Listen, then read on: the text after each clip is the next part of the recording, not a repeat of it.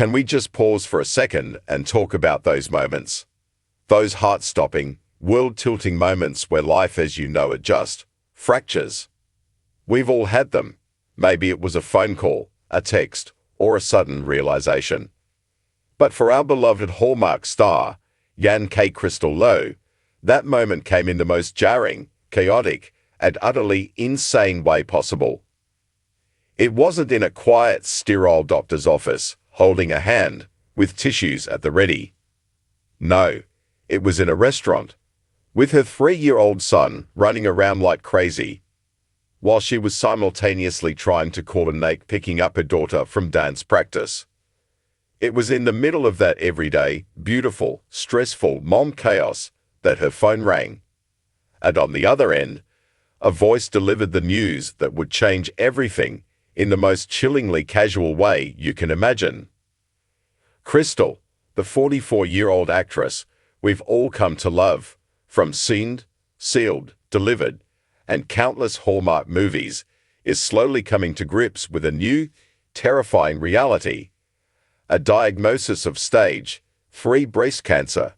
She just shared her story, and honestly, it's the way she found out that has us all reeling.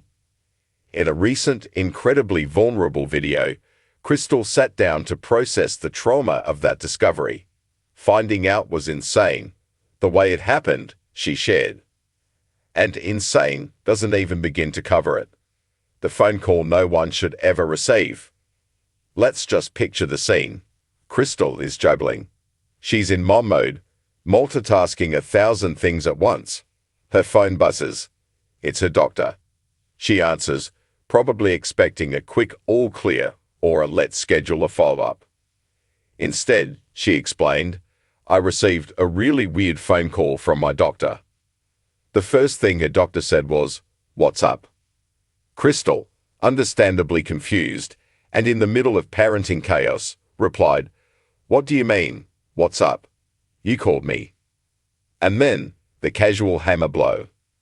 And she said, "It's bad," Crystal recounted. And I was like, "What do you mean? I don't know what you're talking about." What came next is the part that will stop your heart. She said, "Oh, you have cancer. Oh, you have cancer." Just like that. Like telling someone they left their lights on, like a casual aside. While their toddler was running wild and her daughter was waiting, the world just stopped spinning. In that moment of pure, crystallized shock, Crystal's strength, or maybe just her survival instinct, kicked in. She told her doctor, "I'm sorry, I'm gonna have to stop you for a second. You're gonna have to call me back in like 20 minutes, and we're gonna have to rehash this, 'cause I cannot function right now." She hung up. Can you even fathom that? The sheer presence of mind to say, "Not right now," to shield her children in that immediate second from the bomb that had just detonated in her life. As it turns out, it was a colossal, devastating mistake. I later found out that my doctor assumed someone else had called me, Crystal wrote. It was a mess. A mess. That's the understatement of the year. It was a failure of compassion, a robbery of her right to receive that news with dignity and support. The silent drive home. The 20 minutes passed. The call came back. The news was confirmed. And then came the drive home. If you're a parent, you know this drive. It's the one where you are screaming on the inside, but you have to keep the everything is fine mask on for the little eyes in the back seat. Driving home, trying desperately not to cry in front of my children, Crystal shared. My daughter knew I was off. They always know. But I held it on as much as I could. That single sentence is heartbreaking. That holding it on is a weight that is almost heavier than the news itself. This wasn't just a diagnosis. This was a trauma layered on top of a trauma. As one fan rightly commented, "I cannot believe how this was communicated to you. You're so strong, Crystal." Another echoed the sentiment. "What a shocking way to find out. It must have been like an out-of-body experience for you." It's a stark reminder that doctors and nurses are human, but in these moments, their words are not just words. They are the entire world. The fight for an answer. What makes this story even more frustrating is that Crystal knew something was wrong. She had been fighting for months. In an essay for People magazine, she revealed that she first noticed a large mass in her right breast way back in February. Her intuition immediately screamed that something wasn't right. But what happened? The all-too-common dismissal.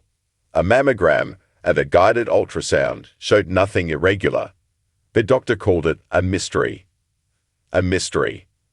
But Crystal lives in her body, she knew. A couple of months later, the mass was still there.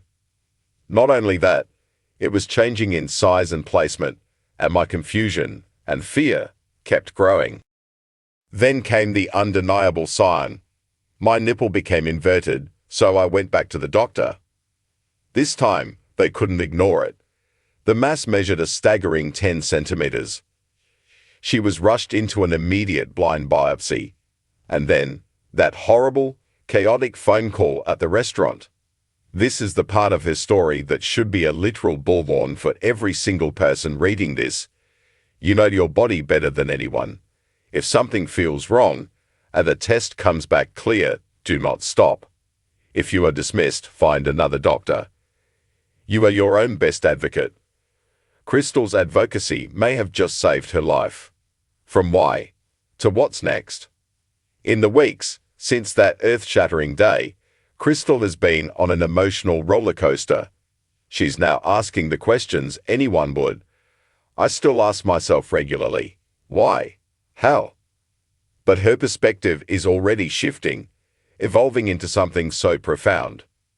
As time passes, those questions become more like, how do I work through? What lessons will I get from this? Why am I being forced to stop? And then, this powerful, beautiful thought. And thank you, body, for loving me enough to make it clear that I had to go back for a second opinion. Wow, to find gratitude in the middle of the terror. To reframe the betrayal of her body into a thank you for the warning signs that she so wisely listened to. That is true strength. Crystal has just begun the long fight. She's started chemotherapy infusions. She has a grueling road ahead that includes a double mastectomy, radiation, and reconstruction surgeries. And because she cannot work while undergoing this intensive treatment, her sealed, delivered family is stepping up. Her co-star and dear friend, Kristen Booth, has set up a GoFundMe campaign to help Crystal and her family stay afloat during this impossible time. Crystal is sharing her story, not for pity, but for connection. I hope my story helps people feel like they aren't alone, she wrote. Sharing has helped me so much already. Thank you for listening to my story. No, Crystal, thank you. Thank you for your vulnerability. Thank you for reminding us to fight for our health, to listen to our intuition, and to hold on to our humanity, even when the world is at its most insane. We are all listening, and we are all sending every bit of love and strength your way.